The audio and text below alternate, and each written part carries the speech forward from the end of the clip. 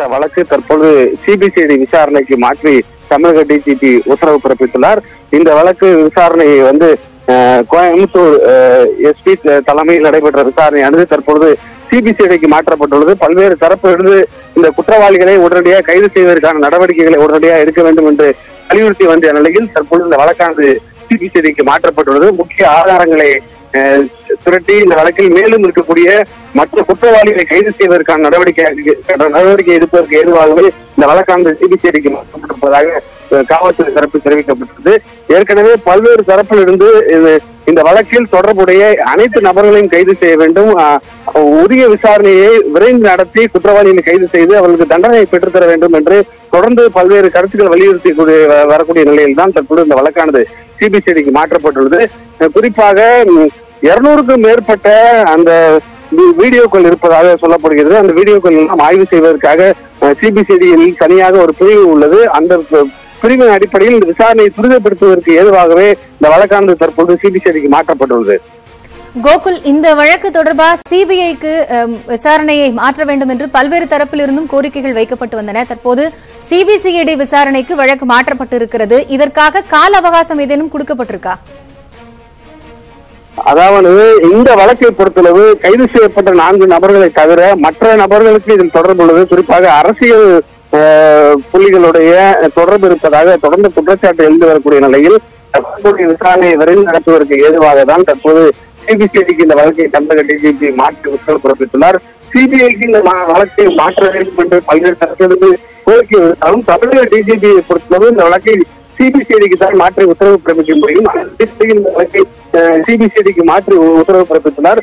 காவல்துறையிடம் விசாரணை நடத்தும் போது சிபிசிஐடி உடனடியாக ஒரு விசாரணை அதிகாரியை இன்றோ அல்லது நாளையோ நியமித்து உடனடியாக இந்த வழக்குடைய விசாரணை தீவிரப்படுத்த இருப்பதாகவும், குறிப்பாக ஏற்கனவே கைது செய்யப்பட்ட நபர்களை தொடர்ந்து காவலில் எடுத்து விசாரிப்பதற்கு சிபிசிஐடி போலீசார் முடிவு செய்திருக்கிறார்கள். சிபிசிஐடி போலீசார் இந்த விசாரணைக்கு பின்பு மற்ற குற்றவாளிகள் தொடர்புடைய மற்ற நபர்கள் அவருடைய பின்புலம் அவர்களுடைய தொடர்பு என்ன என்று குறித்து விசாரணை நடத்துவதற்காகவும், அதே போல இவரிடம் இருக்கக்கூடிய வீடியோக்களை ஆய்வு செய்து இதில் பாதிக்கப்பட்ட நபர்கள் பெண்களிடம் குறிப்பாக அவர்களிடம் வாக்குமூலம் பெறுவதற்கான அடுத்த கட்ட நடவடிக்கை மேற்கொள்ள இருப்பதாகவும், மேலும் இதில் தொடர்புடைய மற்ற குற்றவாளிகளை கைது செய்வதற்காக இந்த வழக்கானது சிபிசிஐடிக்கு மாற்றப்பட்டிருப்பதாகவும் காவல்துறை தரப்பில் தெரிவிக்கப்பட்டுள்ளது. இன்றோ அல்லது நாளையோ உடனடியாக விசாரணை அதிகாரி நியமிக்கப்பட்டு சிபிசிஐடி போலீசார் வழக்கை தீவிரமாக விசாரணை நடத்த உள்ளனர். கோகுல், இந்த வழக்கில் தொடர்புடைய 4 குற்றவாளிகள் கைது செய்யப்பட்டிருக்கிறார்கள். குண்டர் சட்டத்தின் கீழ் அவர்கள் கைது செய்யப்பட்டிருக்கிறார்கள். இதில் மற்றவர்களுக்கும் தொடர்பு இருக்கு என்பது சொல்லப்படும் நிலையில் அவர்களும் கைது செய்யப்படும் பட்சத்தில் எது போன்ற நடவடிக்கை எடுக்கப்படும்? சிபிசிஐடிக்கு இந்த வழக்கில் இருக்கக்கூடிய அதிகார வரம்பு என்பது எப்படி இருக்கிறது?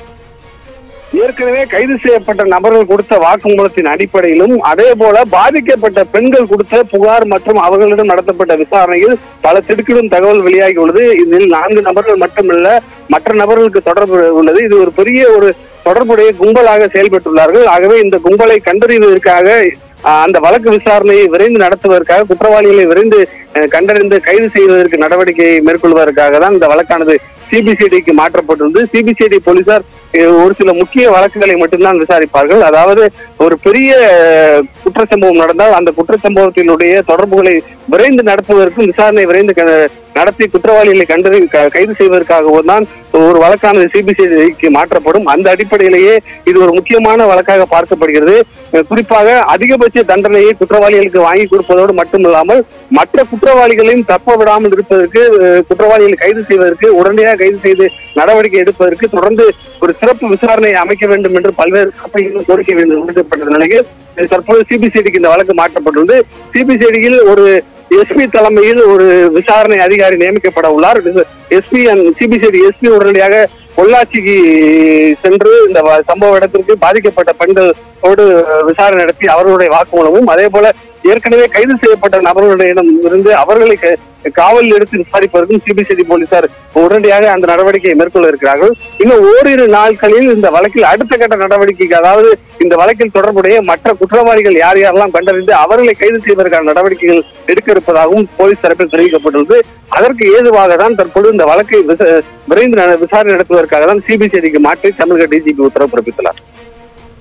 பொள்ளாச்சி பாலியல் வன்கொடுமை வழக்கில் தொடர்புடைய குற்றவாளிகள் மீது உரிய விசாரணை நடத்த வேண்டும், உரிய நடவடிக்கை எடுக்க வேண்டும் என்பது போன்ற பல்வேறு கருத்துக்கள் தொடர்ச்சியாக வலியுறுத்தப்பட்டு வந்த நிலையில் வழக்கை சிபிஐக்கு மாற்ற வேண்டும் எனவும் கோரிக்கை விடுக்கப்பட்டு வந்தது. இந்த நிலையில் பொள்ளாச்சி பாலியல் வழக்கை சிபிசிஐடிக்கு மாற்றி தமிழக காவல்துறை டிஜிபி உத்தரவு பிறப்பித்திருக்கிறார். அது குறித்த கூடுதல் விவரங்களை வழங்கியமைக்காக நன்றி கோகுல்.